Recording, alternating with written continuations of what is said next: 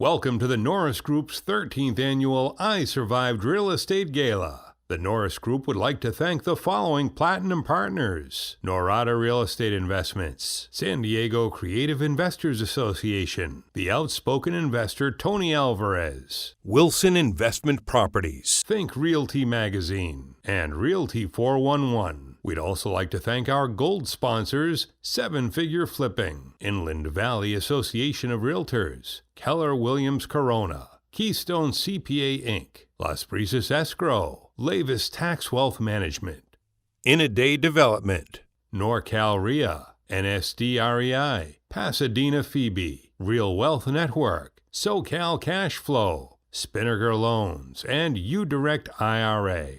David, you are up next, and then we'll get into questions. So people, please start putting in your questions. We'll make sure to get to those. We want to get that Northern California perspective. It's really interesting hearing every area walking through and some challenges and some opportunities. Christina, while David's getting ready, your thoughts on, are you seeing in Pasadena, because you're on the outskirts, do you sense that a lot of people are exiting the downtown core, maybe Culver City? They're trying to get out of the urban environment and moving more towards you? I'm not seeing it directly in people buying units here. I'm seeing people are moved, but yes, the answer is yes. I do see that trend, but I'm not sure their destination is Pasadena. I think their destination is a little further out. If we're gonna bother to move because we're too dense, we're gonna go further out where we can actually get acreage or get a much larger yard or be up against something that's pretty. I'm not seeing it push on Pasadena specifically. Okay. All right, David, NorCal REIA, our sole Northern California representative this evening. Welcome, and thank you for your long-term support. An extra shout out to David. I believe every year you have had a table and have come down to Southern California to be at the Nixon Library, and I just always appreciate that extra effort, and I'm just really glad you're here tonight. Thank you so much, Aaron. I really appreciate it.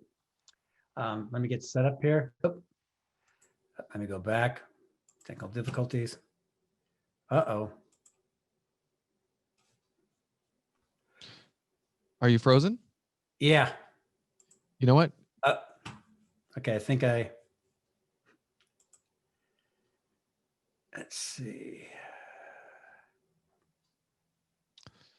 There we go. I think we're coming. You're coming? There we go.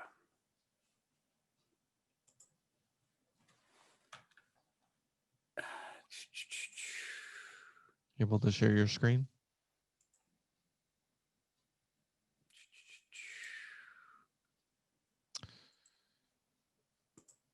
Voila. We make it? Yep, you're good. Great. Thank you very much. Hi, everybody. I'm David Granzel. I'm the founder of NorCal REIA Investment Club. And as Aaron was saying, I've had the privilege of being with part of Bruce and Aaron, the Norris Group, for the last 13 years. We've made it through rain, through snow, through the Great Highway being closed and everything else. And I truly appreciate what you guys do. I've been with Make-A-Wish since 2002.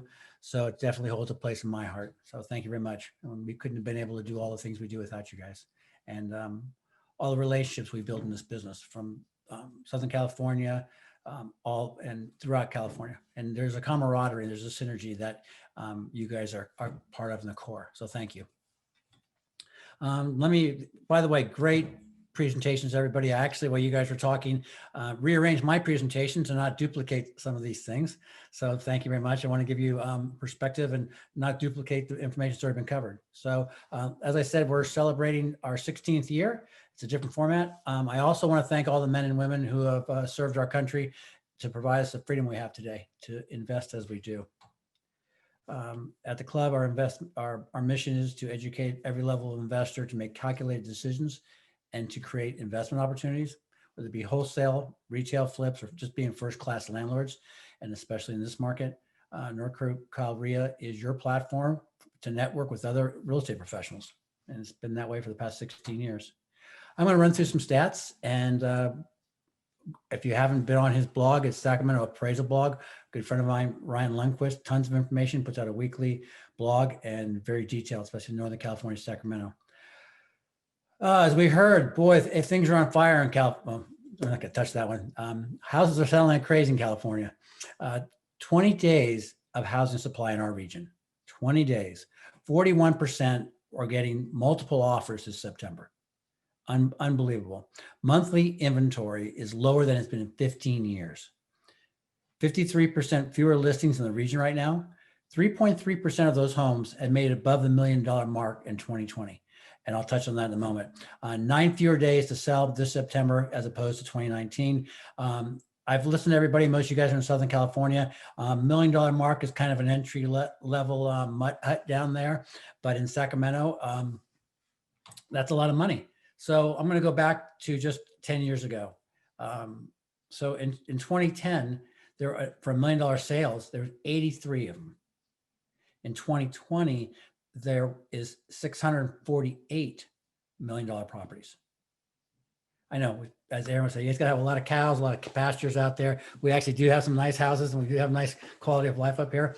But for us to hit the $1 million mark, truthfully, that's high on our high end. But at the same time, it just shows you where people are moving from the Bay Area.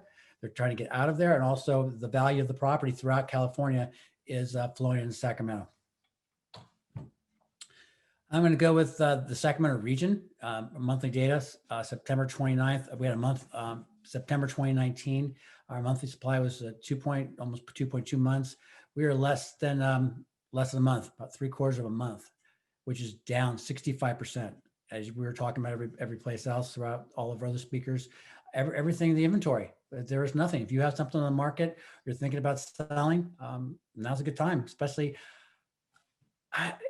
I've been thinking now this atmosphere we were talking about. I've talked to other investors. This atmosphere looks like it did before in the mid 2000s. As I heard the word frothy, and it makes you wonder what's going on. And we'll touch on that in a minute.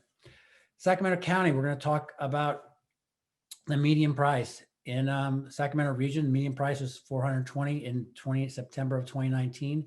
In September of 2020, it's almost $480,000, which is a 14% increase. Not bad for California.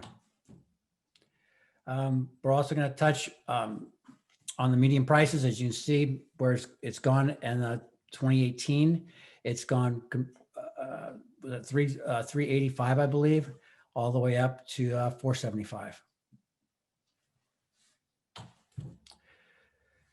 Real estate forecast. Well, my crystal ball is absolutely inoperable. Can this go on forever? Absolutely not. People ask, is real estate still cyclical? I'm pretty sure it is, and we'll touch on that with Bruce. Does California still have ups and downs? Yeah. Is there a roller coaster ride in Santa Cruz Boardwalk? Yeah, there still is. My point there is California goes up and down. It just has. If everybody thinks it's going to go on forever, people think this is a new normal. I'm not a gambling man, but I wouldn't count on it. As I was preparing for this presentation, I started thinking, whether it be walking, running, riding my bike, racing cars, you never look straight down. You're always looking as far ahead as possible. And that's one of the things I've learned in this business from a lot of mentors. And where are we going to go? And I've heard it before, is when everybody's heading north, go south and see if they left.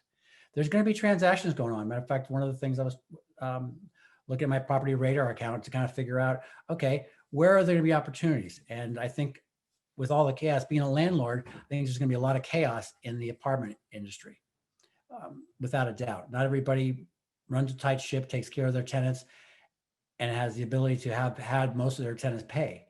That being said, people can't go on having multi-units and not having people pay for a year. It's just not feasible to run a business like that. So some of the opportunities I see in the real estate is commercial. My question to a lot of my friends in the business, are you going to go back to working at your office? Not quite sure. I always have to laugh in our business. Is there a possibility of death, divorce, or don't got a job? How many people we've heard today? There's lack of jobs in all aspects. There are a lot of people we know in the restaurant industry, the service industry, the place where we have the events. We've been at the past 16 years. The general manager's down to 20 hours a week working, and all the staff from the sales and catering, the bar, the restaurant, everybody's gone. And that's also other jobs at a different scale. People sell their properties to solve problems, and it's not always about money. And that was what I learned coming into this business, and I still believe it's true to this day. So what I suggest to people out there, learn to become the best problem solver you can be, because that's what's going to happen. And money's involved, but it's not always the motive. Being prepared in real estate for 2020 and 2021, actually going forward. Landlording. One of the things I've heard from many people is trading up your less desirable properties. Opportunities with tired landlords, plenty of those. Unpaid rent for up to 12 months. California's no evictions. Think of all the deferred maintenance. If you're not bringing in income, some of my friends laugh. I regularly do maintenance on my properties. As a matter of fact, I did paint one of my buildings, half of it this year, but I would have done that no matter what. That goes along the way. It's just not deferring maintenance. As in California, as I understand it, throughout California, you can, at least in Sacramento, you can only raise your rent 6%. It was 8.75. Now it's down to 6%, and that's going to take a while to catch up if you don't have your rents already up there. There may be no rent increase or move-outs. We'll have to see what happens in next Tuesday. One of the things I heard earlier from some of the speakers, does it make sense for some people to carry the paper? Passive income. Some of these people that have had these properties and all these things that I'm mentioning here just wears people out, and landlords. And I've been blessed to have some great mentors, and I've learned how to take care of my tenants.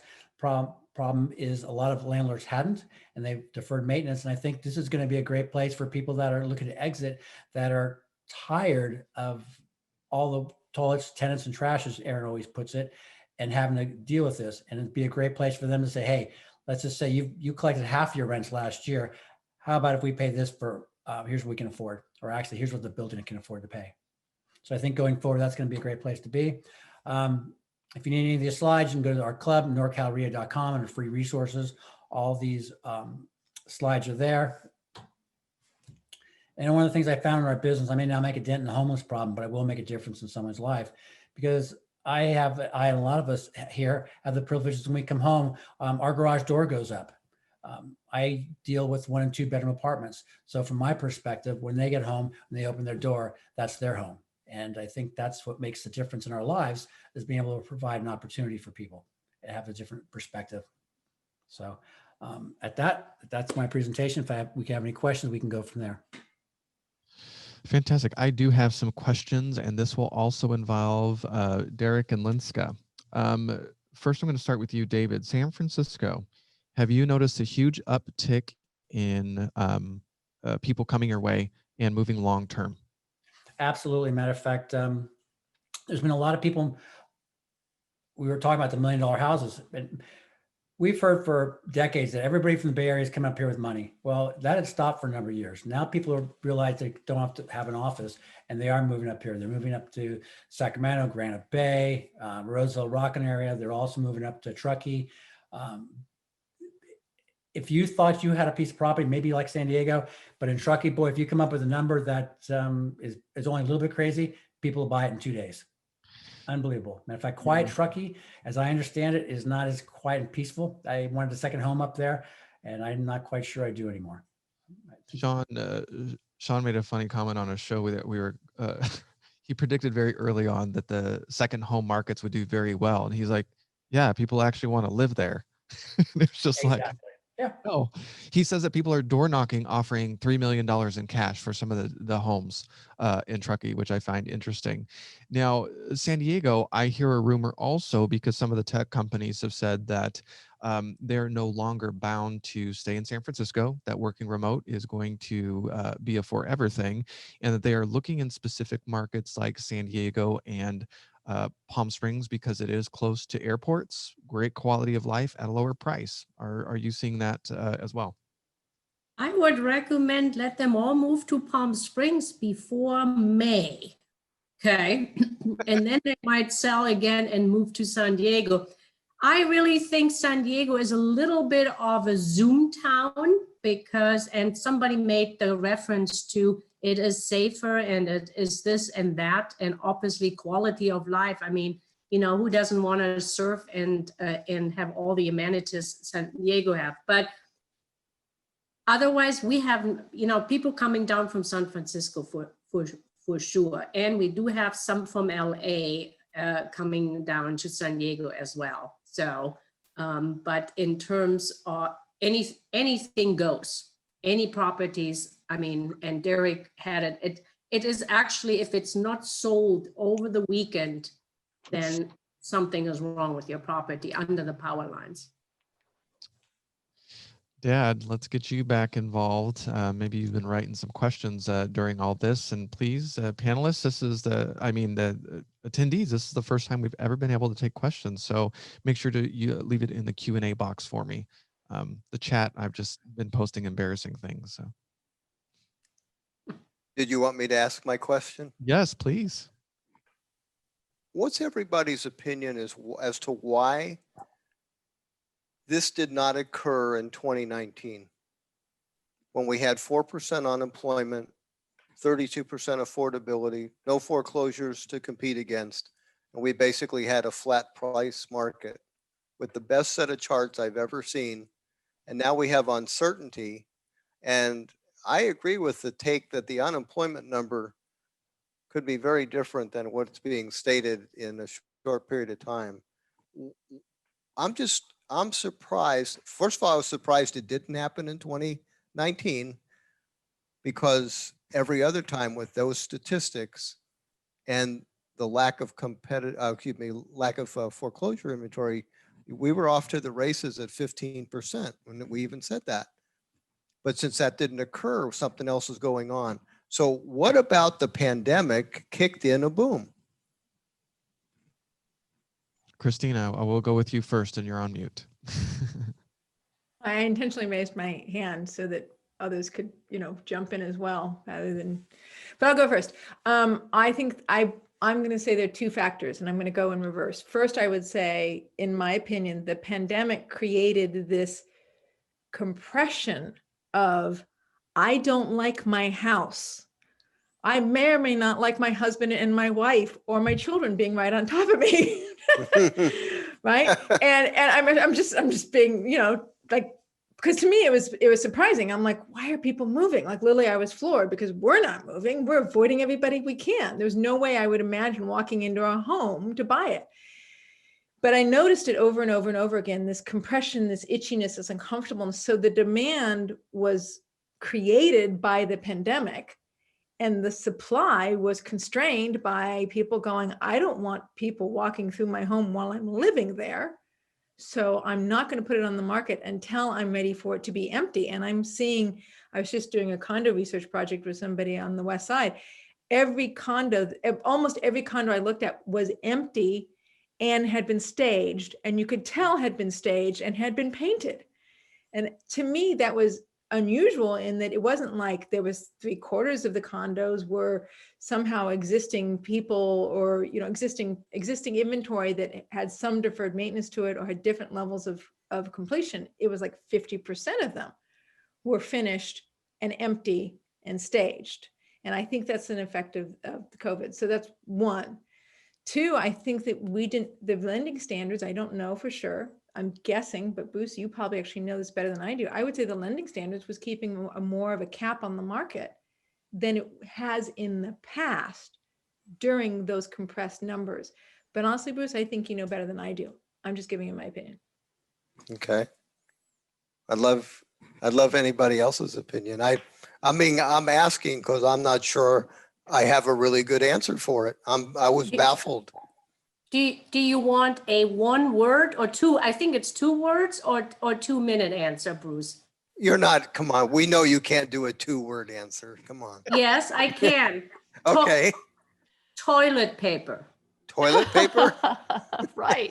I totally That is agree. the answer. It is this is a human need, food and shelter. If you compare it to other hurricane markets, right, where the prices shoot up because everybody needs a house over their roof over their head. So that is very clear to me, and you should be proud of those millennials that where we thought they're just on for experiences around that they finally actually discovered the value and the need for home ownership. So right now we have these demographics going, the millennials, they're becoming Robin Hood day traders. They follow exactly in our baby boomer footsteps to the social program. And the baby boomers aren't moving. They're sitting on 3%. Actually, if they do have a college, I have a lot of friends that their college kids all moved back home. If you look at those statistics, so I'm a little bit worried about the future and if we not have the demand all drawn forward, Right. and come in the future. Okay. I did have a really great question. Paul, this one would be a little bit aimed at you. Proposition 19, if it passes, will it be grandfathered in for existing inherited properties? Will those be grandfathered in, or will those immediately be reassessed? No, it doesn't affect anything that was that transferred prior to January 1st of 2021. By the way, I liberated the silk shirt from the closet and decided banned from wearing by Teresa, but I decided it's coming on. If I may ride on that train, Paul, for a minute, somebody did notice and text me. So my daughter, I told her I was going to a black tie event. And so she insisted on beating up my eyes here. Just so you know, that's my daughter's contribution to the I Survived Real Estate black tie event. We wanted to get officially dressed for this. So there you go. So thank you, Paul, for getting the shirt out. Yeah, I went silk here. I'm told that this is from 20 years ago, but I still like it. But yeah, 19 is not retroactive. So anything that's changed hands before January 1st stays under the same rules. David, I know you have multifamily. Have you had any feedback from tenants in close quarters? Multifamily, as in not apartment buildings, but multifamily. I think you have 4. Any vacancies? Any concerns? Have you heard? I haven't heard. Well, my tenancy has been 100% occupied, 100% paid. I've been really fortunate to keep my finger in the pulse and have a relationship with most of my tenants personally. And some of my buildings, it's a relationship where people know that they're not sending a check to just some corporation. They know that whether it be my landscaper's there. Hey, I'm still every 3 months the blower guy just to be down there to make noise, to show up. That I'm still a working entity and another person. So I think that relationship has carried over into mutual respect. And that being said, but I also know that there's quite a few people. Matter of fact, I have one of my favorite properties. I know the neighbor next door, which I just happen to be sending letters to on a regular basis over the years. I will be going down and bringing the neighbors coffee to see if they've been paying their rent or not. And you laugh. Earlier before, I was texting one of the tenants that I evicted, and they moved next door. But I'm still friends with them. And I will be finding out, it's like, hey, a lot of people don't have to pay rent. Would you be that person? And if so, I find out who's paying rent, who's not. And if that building's not creating income, at this point, those people that I've seen for the past decade in that particular building, between deferred maintenance for a decade and not getting paid. And I think the way it's managed, it's going to be a deal breaker for those landlords. But also the tenants in there aren't getting the quality that they want. But it's one of those things when you haven't had the rent raise or it's not that high, people are going to keep quiet so they don't get the rent raise. The problem is if you have a leak under the faucet, you have water damage or things like that, they don't want to call in, and it affects the property in the long term. So I think there's a lot of opportunities going forward for landlords. That's what I mentioned before. I was pointing out what opportunities do we see coming up? And I think apartments is going to be one of them, depending, as Paul was talking about earlier, and Ben, what's going to be happening because they're going after the small guys in these arena for taxation.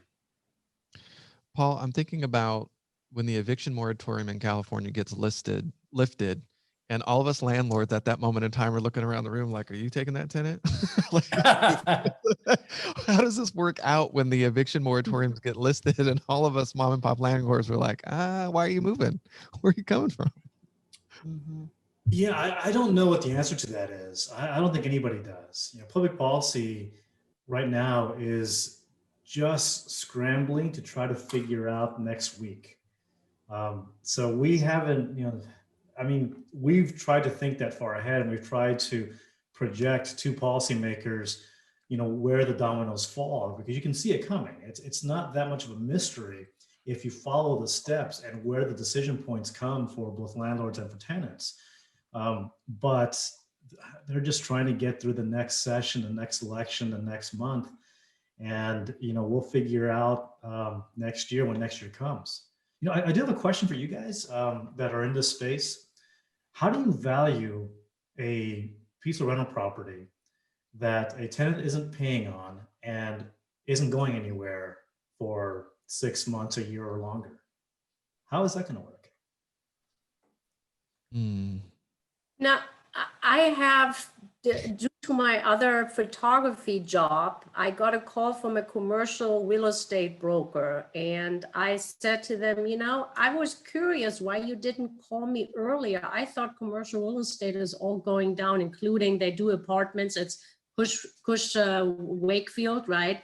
And I said, so how come you didn't call me sooner? I thought commercial real estate will be on sale and you need, drone footage. And she said, yeah, we can't sell them right now.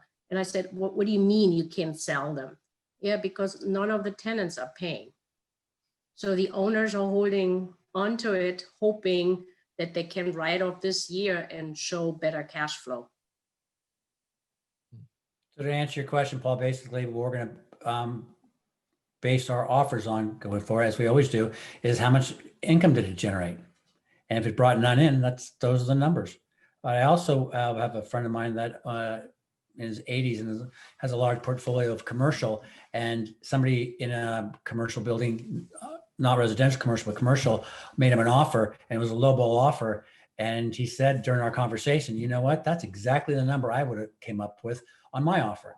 And he's going to go back and counter offer. But out of all the offers, including some marijuana dispensaries and things like that, that are going to have a long-term wait, and if they offer it to him, he says, I'm thinking it's going to be done. So I'm realizing that, just like we've talked about in this business, if it's fair, it's fair.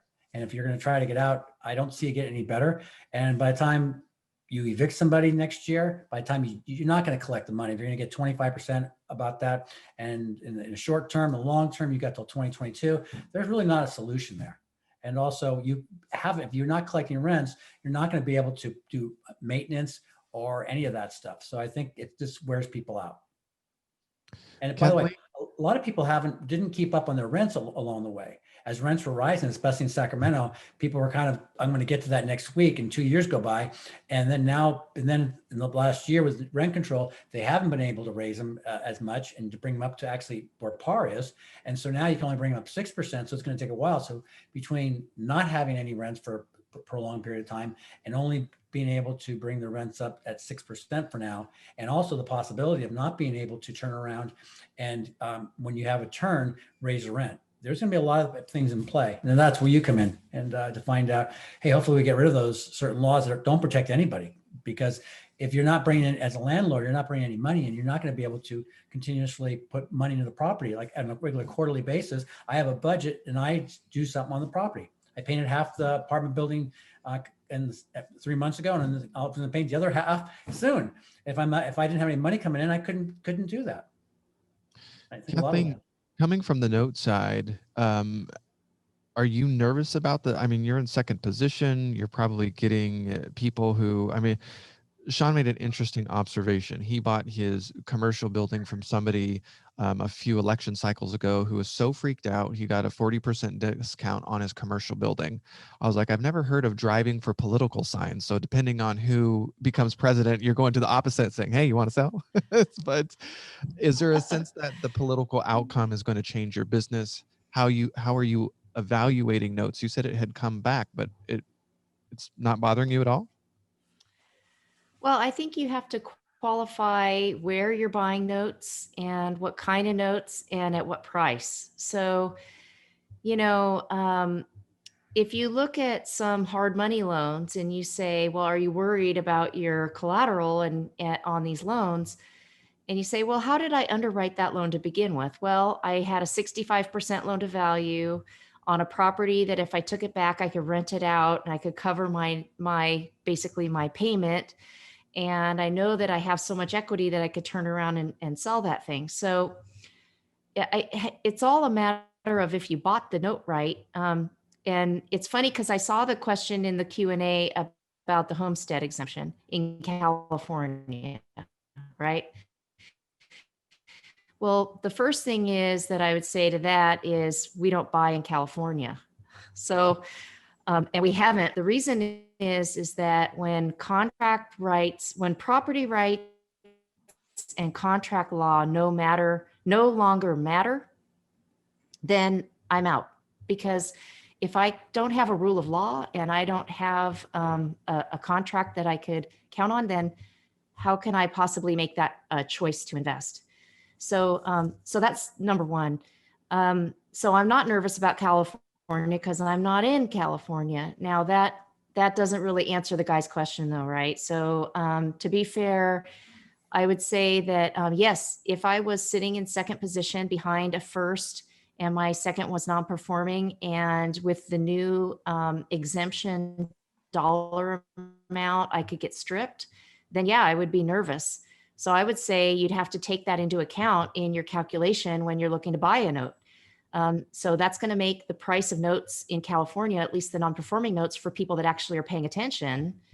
You know, there's a lot of dumb buyers out there, but the smart buyers are not going to pay as much for those non-performing. So I think that the key here to remember is that if you bought it right, you can weather a lot of storms. And so we only buy non-performing seconds at a certain combined loan to value on only the unpaid principal balance. So all the arrears of interest that's not on the cake, if you just look at unpaid principal balance, we always have an equity spread that we have that's an equity protection whenever we buy, and that informs our buying decision and the price that we're willing to pay for something. Now, the market kind of froze up a little bit when COVID first came in, and the industry, like the buyer stopped buying and the seller stopped selling for about a month or maybe 45 days just to reevaluate. But what my point was is that the market is back and it's functioning. There's buyers, there's sellers, there's people agreeing on prices. In the single family market, there's price discovery on the valuations. So, you know, for the most part, that part of the market is functioning. Is there some trepidation still? Sure, of course. We have those, you know, we have 6 million loans in forbearance on first trust deeds. So a little bit of trepidation out there still. Mm-hmm. Pops, you actually had somebody say express a similar sentiment when it came to contract law, which is definitely an issue. I would hate to be a servicer in California when they tied the pandemic and the state allowed the pandemic to be controlled at the local level, so the local municipalities could dictate. It was still a state of emergency, so things like evictions and whatnot could happen. How can you be a loan servicer at the national level and get down to the county level, city level of every state? I mean, that's insane. So you had, I forget who you were talking to, was talking about that. The interview that we did. Yeah, I don't know if it was an interview or a phone call where yes, maybe it was. Who was it, and what did they say? I don't remember the gentleman's name, but it had to do with to where somebody could call you up 2 days after funding and basically say, you know, my business has been affected by the coronavirus, and so I can't make you a payment. And that would be the end of the discussion. There would be a 1-year moratorium on the payment, and the loan would be extended. And this was legislation that didn't get passed, but it was suggested. You know, you answered a pretty pointed question early on, and I want to answer it better. You asked me why I left California, and I said because of Sandy. Sandy was concerned about our safety and in California, and so honoring her, I didn't disagree with that. But for business, it's really important, and Kathleen just said that, if I don't know the rules of engagement on how the rules are made, it makes me very uncomfortable. And so that was one of the main reasons that I thought, business wise, I would like to, I feel a lot more comfortable in how Florida is run that way. And I'm a big fan of migration. And I think because of all of this, Florida is going to be getting migration of money from California and New York and New Jersey, money and people. So that's why I'm here, because of those two very important things. Yeah, when they have a Bruce Norris show up, you're not needing a job, you just immediately become a consumer. So that is a very different perspective than California. You end every I Survive Real Estate with a question, and I would like to ask that question and have each panelist answer that. Well, we didn't go over that, but I would like to ask, I think this is how I asked it before, is there anything that you are very concerned about or very excited about, or anything that you would like to see change? Is that close enough, Aaron? Close enough. Let's start from the northern part of the state and we'll work our way down. David, you're up. Well, being in California and not going too far too fast, I do have concerns the way they're reaching out. Instead of sticking within the budget, they're reaching out to create money taxation. It seems every time, I don't know if because I'm in that position, but every time it seems they're reaching into the back pocket of the small landlords rather than trying to figure something out. And they're, like most of us, I heard in this evening, where a lot of us are trying to create ADUs, trying to create homes. Problem is, when you start working with the city, the counties, they're just saying, we'd love that. And we'd love to do that for you. We just can't, we're not. And especially when they're always looking, we're going to add another fee. I'm getting fees for, I get these letters, I have the privilege of doing an annual self-inspection on my properties, and I get to send them a letter. I also get to send them a check for that. So I'm doing all the work and I'm sending them a check. And if they're reaching into our pocket, how long can we continue to pay for some deficit they're creating and still not create homes? So I'm getting more. It was great to hear Paul and Ben might get more involved, because I do have concerns and they don't solve the problem. And I realized when I came up with that tagline this year, because I have seen a lot of people that are trying to stay in their homes or trying to get in homes. And there's a lot of, as we see throughout, as I heard earlier, throughout California, there's a lot of homeless. And there's a lot of people that just are working, or are the working homeless, and trying to avoid that. What can we do? So that's my curiosity. Okay, Christina, you're up. My concern really, because my background is first in rentals and then in value adds. My concern is I don't, as a landlord, I don't own any rental units in California anymore. I don't want to continue to deal with the legislation and the rent control and the moratoriums on evictions. And, I don't want David said it really well. If you're not going to get paid well enough to be able to maintain your own unit, then it's a problem to continue to maintain valuable units. I don't want that. I don't want to fight with my tenants, and I don't want that kind of control. And rent control has been getting, the statewide rent control, not necessarily that unreasonable for us as landlords, but it does mean that we have to be, again, more diligent and more aggressive. And, we can only evict under certain circumstances. And, I've owned enough units, in California where, I had this lady who had 2 large German Shepherds in a building that I allowed animals in, and her German Shepherds ripped up the carpet, and the health department got called. She called the health department, and I had to replace it because it was a health hazard. I was responsible for it because I was the landlord, and it had nothing to do with that she had created damage in the unit from her animals. It's just an example. That's just an example of the amount of rights that landlords have versus tenants have in California. And that's my uncomfortable point. And so I don't have any rental units in California. Okay. Kathleen.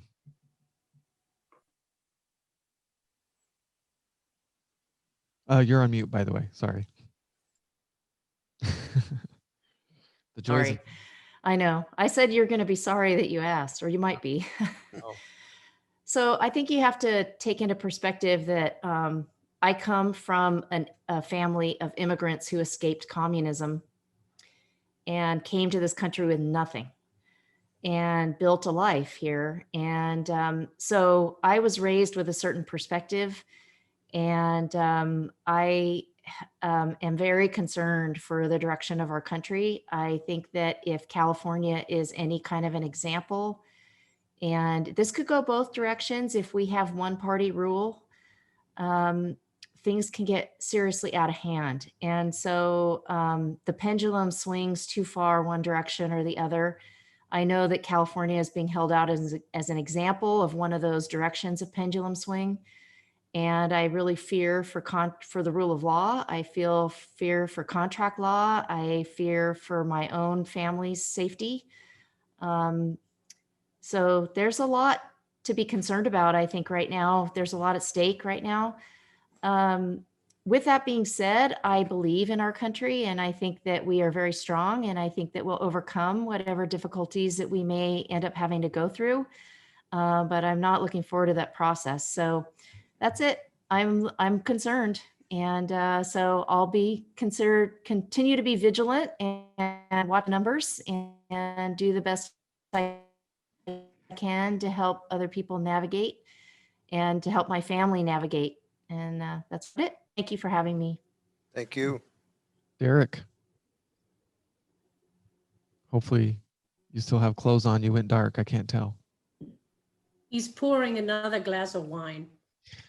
Yeah, well, he's on mute. Lenska, you go next. Okay. For me, I'm pretty positive about or to own a piece of land or real estate. First of all, Germany's home ownership rate is 33%. And we have been kind of a socialistic country for a while. So if this is a precursor to what maybe America could go down to, where we have 70% renters. Now, are the Germans happy people? Yes, but obviously it's not the American dream why we came over. And I'm with Kathleen here, 30 years ago, I came over from Germany. I did have $10,000. I brought that with me. So, and also build a real estate portfolio. I'm now super concerned. I'm actually more concerned about how this whole debt will be paid back. Not even gold is moving right now. So the entire fundamentals of any economy right now is in question, and how the central banks and the Fed, I thought we have three arms of the United States, but it looks like we have a fourth one, and that is the Fed. So the Fed is making policy. So for me, I see it in a bigger picture to where we're going a little bit long term. Now that we had no job growth, or we had job growth, but we only added service workers. So we didn't invest in AI and all those really high paying jobs. And now, if you're a panda hugger, we really need to watch out for China. So, and China already has digital currency. So privacy and big tech, there's a lot of stuff I'm concerned about, but about the general well-being and the wealth of the average American. Okay, got it. Paul, you're next. So I'm going to go on the hopeful side here. And what I'm hoping for is after this election, after the next couple of months, that people find politics boring again and not, the centerpiece of, of their entertainment diet, and stop paying attention to it on a daily basis, and that we come off of that so that we're able to have boring, pragmatic conversations that lead to some kind of problem solving. Because the alternative is what we've been suffering through, which is public policy debates as a performance art, in which the sides are using the topics not for problem solving, but for building a personal brand or building a next career that is more entertainment based than it is, the real hard work of building a better society that makes more sense. You know, the questions we have to answer in California about housing, people don't like the answers to them. And because the answers are, it's going to take 10, 15 years to fix the problems that we spent a generation creating, because we have to build the housing. We have to open up the lanes of supply. And I'm sorry, but we messed up this generation. The young workers, you know, who are even making a decent income and are having trouble understanding how to ever afford a house, we're just not going to fix it for them. But we hope we can fix it for the folks that come 10, 15 years down the line if we do things right. But without that patience, that willingness to put that effort forward and understand that it's not going to be pretty for a little while, it becomes a lot tougher. So we need politics to be a little more boring and for people to be a little more patient. And I think we can get a lot done. Okay. I'm going to say, I believe we are going to innovate out of our way out of this pandemic. And I think we're going to learn some really interesting things. I think that we could see a return of kindness and decency in the next 12 months. I really hope so. I'm really interested in our industry getting more savvy. I think Wall Street entering in at all levels of our industry is going to force us, Main Street real estate investors, to get more savvy. It's going to be about being data driven, getting more sophisticated with automation, and it's possible. It's one of the reasons I jumped onto Property Radar, and that's what I get to work with the media. I get to advocate for our industry nationwide, helping small businesses disrupt disruptors. It's possible. I'm here for it. I'm excited. Pops. Aaron? Yo, David, go ahead. I think what you just said is really important. Matter of fact, not being that technical, I was with Sean up in Truckee having lunch the other day before you guys were into your presentation for the club. And I see the value of getting out of my comfort zone and getting better at comprehending data and find out what it does. I think when I've tried to do it in the past, and it overwhelms me. And I've been able to start to learn that if I can just pick a few pieces out and use it to my best interest, best knowledge, as we were talking about earlier, it's having the numbers, having the knowledge. And so facilitating and using the data, using the tools. Matter of fact, one of the things I should have done years ago, I took a great calculator class with Bill Tan not long ago, and I should have taken it 20 years ago. And one of the things Paul was asking, how do we evaluate the properties going forward next year? And now I have more tools if I keep practicing how to offer. And actually, more importantly, I want to make fair offers. I'm not trying to make lowball offers, but I also need to realize that if you've only brought in 40% of the rents last year, this is what the property can pay. And they know that, as I would know that if I was in that position. So rather than say, this is what I think it's worth, I can be able to calculate this is what it's worth and why, and try to explain it to them in a fair manner, and what it was worth before the pandemic. One of the things that Sean says is Main Street needs to focus on things that don't scale. Wall Street does not invest in your soccer teams. They don't live in your neighborhood. It's a very different feeling. I just really believe in Main Street, and it's up to us, especially all of us on this call that are leaders in this space, to do better and to help our network rise above it. There's a place for them. I don't think iBuyers are going away. We're going to have that across the board as they fully integrate and magically lose millions of dollars in the process. But I think we learned during COVID how sustainable they really are. They picked up and left, whether it was the Wall Street hard money or the iBuyers, they packed up and left, and we're susceptible to that. Main Street was here to stay. So I'm excited about what we do. I'm passionate about what we do. So I'm excited for next year. I think there's going to be some interesting opportunity and some innovation that's going to be coming out. So I'm excited. So Pops, we are past time. Yep, I'll be very brief. First of all, thank you, Aaron, for dreaming this event up. And I'm so proud of you. And I'm actually very happy that you have the position you have with Sean, and that you have such a national scope in mind and backing Main Street. I think you're going to do some amazing things. My theme or my ending is the same, because it's really sincerely baffled me why we don't land here. But my God, it's time. You know, every elected official, don't stop acting like a Democrat or a Republican, and please act like an American and do what's best for our country. That changes everything. And I know it's possible, you know, it's interesting. You said about the coronavirus, you thought that might be a 9/11 event. I saw that after 9/11. I was at an Angel game, and the national anthem, you know, usually it's always played before the game starts. And usually it's you know, people stand, but right after 9/11, 40,000 people stood and sang. And it was a very emotional thing because you looked around and you went, wow, we are not different today. We are just Americans. And boy, I hope we can spark that amongst ourselves. All right. Well, that is tonight. And that's where we'll end it. So some behind the scenes stuff, the link that you used today to log in will be good for next week. We're expecting probably a lot more people. I have a feeling that we are going to be able to announce that we have crossed the $1 million mark. If you have people that want to log in, it's not too late. They can go to I Survive Real Estate, work with Joey. We hope to see you half dressed next week.